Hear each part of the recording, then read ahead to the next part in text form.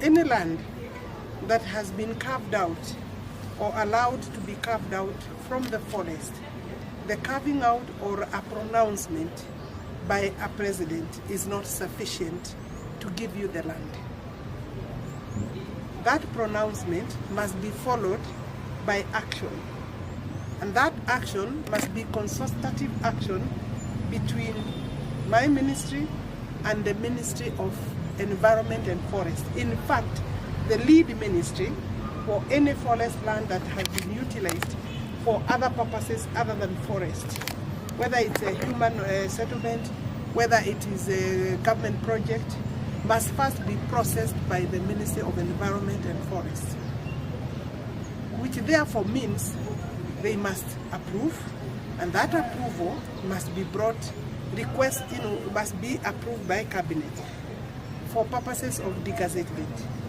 Because any forest land is gazetted as forest, even though maybe for 30 years has been converted to human settlement. So the process of degazettement must be taken up first, in the first instance, by the Forest and Environment Ministry, and then after cabinet approval, you submit the report to Parliament.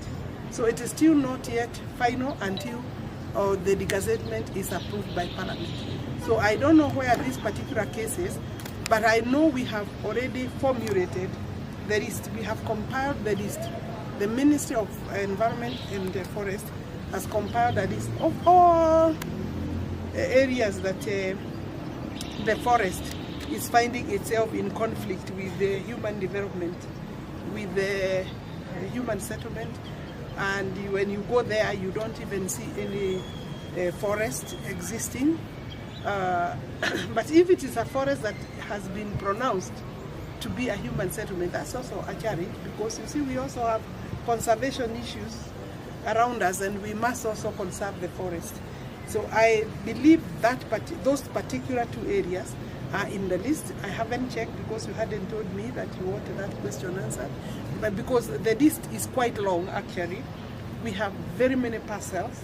I want to think that there are more than maybe over 1,000 parcels or thereabout that require to be considered for conversion of the user from forest to human settlement.